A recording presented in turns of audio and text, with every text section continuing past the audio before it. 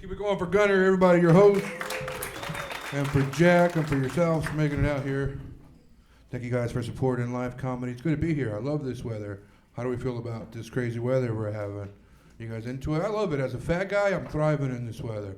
You know, it's very hocus pocusy. I feel like a witch every time I ride those electric scooters. You know, I'm like a witch on a broom, just like floating everywhere. I love it. I do have to ride 2 of them now, like skis, but they're still really fun. I love them.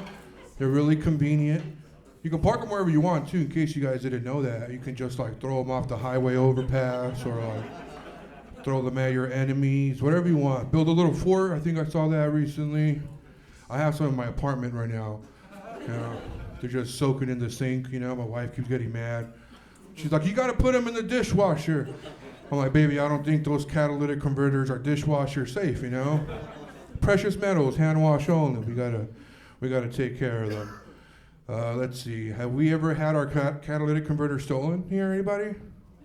Nobody? Yeah, some people. I'm sorry. I don't mean to victim blame, but that was kind of on you guys, you know, right? Because like I know better now, right? After the civilization we're living in now, I know better than to just leave my catalytic converter installed in my car. You know? Every time I go anywhere with my wife on a date night, I just uninstall it and I take it with me into the restaurant. Most places in Seattle have a catalytic converter check. You can just give it to them. They give you a little ticket, like, thank you so much. Yeah, no, I came from LA originally. I grew up there. I left there because it was too much for me. It was too much machismo, you know, toxic masculinity is what the kids are calling it these days. It was too much for me, you know? Like, you couldn't even enjoy the holidays, like even the religious holidays. I went home recently for Easter, and I was like, hey guys, happy Easter. And they're like, fuck you, homie, it's happy Wester in this neighborhood, dog. And I was like, okay. It's good to see you too, Dad. How's everything? How's the gout and all that stuff? Yeah, no, I left. Place is too much. Those Mexican guys are a little too tough for me. A little too, like, irrational, too, you know? Like, my dad is the kind of guy, he doesn't use Siri. He's like, Mijo, I'm not going to trust a woman to tell me where to go. Mijo, no, thank you. So that was my sign to get out of there. Now, every time I visit, they always ask me about, like, pronouns and weird stuff. Like, oh, you're from fucking Seattle, dog? You're super liberal now and you use pronouns? Well, I'm like, I do, because, you know, that's just embedded in grammar, and maybe you should too, right? They're like, fuck that, dog. I'll never use a pronoun. It's so stupid.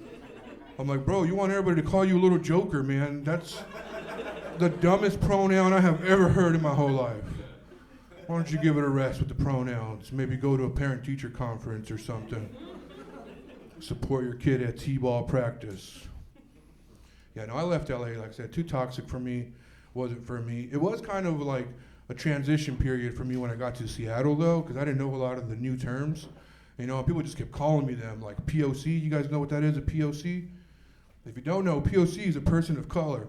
And I had no idea I was a color, right? But they were like, no, you're a person, you're a POC. And I was like, what the fuck, you call me, dog? You piece of crap. What? Like, no, person of color. It means that, you know, you're not white. And I was like, oh, okay. Well, I thought I was white, you know, my whole life. They called me white boy in my family, mainly because I can read and stuff. That was there. You know, but now I'll take it too. Like, I won't be white if that means you have a grant or a scholarship out for me. I'll take it. Whatever you have to offer. Thank you so much. Yeah, no, I'm not used to all the new words. Like Latinx, you guys know that word? Latinx?